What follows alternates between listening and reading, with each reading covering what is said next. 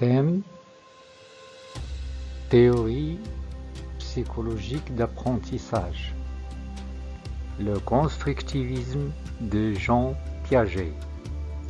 Travail proposé par Monsieur Nordin Peshen. Plan du sujet. Introduction. Apprentissage selon Piaget. Processus d'assimilation et accommodation selon Piaget.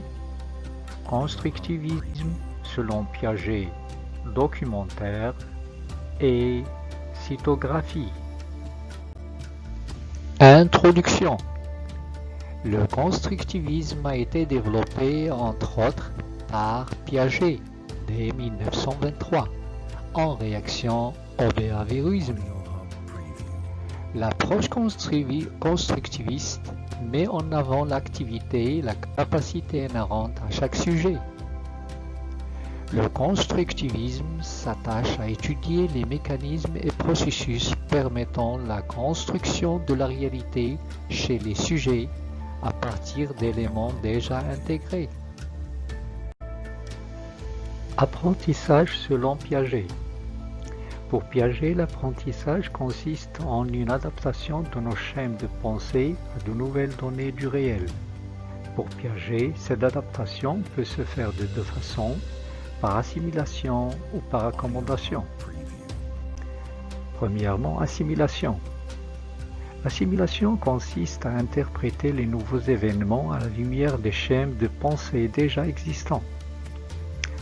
2. Accommodation.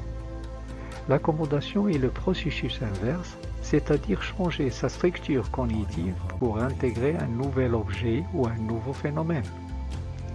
3. Équilibration. C'est l'autorégulation des structures cognitives grâce à l'assimilation et l'accommodation. Processus d'assimilation et accommodation selon Piaget. Assimilation génératrice, pratique au conceptuel avec différenciation éventuelle. Ces succès impliquent renforcement du schème par feedback positif. Si échec, plus désintérêt, refoulement, ce qui implique statu quo. Si échec est vécu comme une perturbation, alors perturbation égale déséquilibre, ce qui implique essai d'accommodation.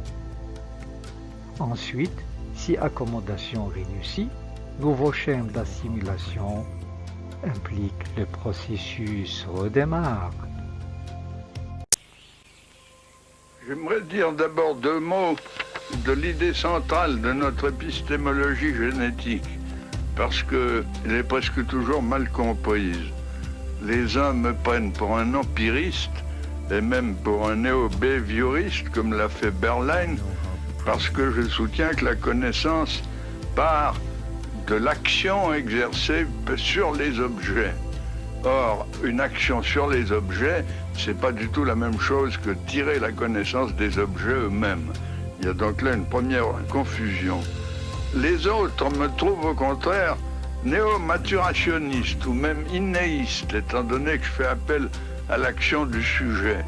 Mais ils oublient que l'action du sujet, c'est justement une action sur les objets, qui a par conséquent interaction et pas action à sens unique. Autrement dit, je ne suis ni empiriste ni innéiste, mais je suis constructiviste.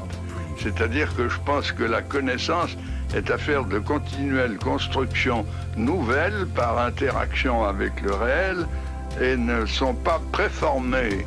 Il y a créativité continuelle.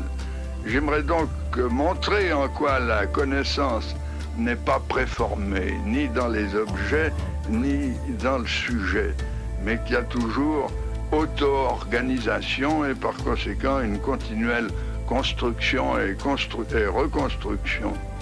Eh bien, pourquoi ne suis-je pas empiriste? L'empiriste pense que la connaissance est une sorte de copie des objets, une copie fonctionnelle, comme disait Hull. Or, ça n'est jamais une copie.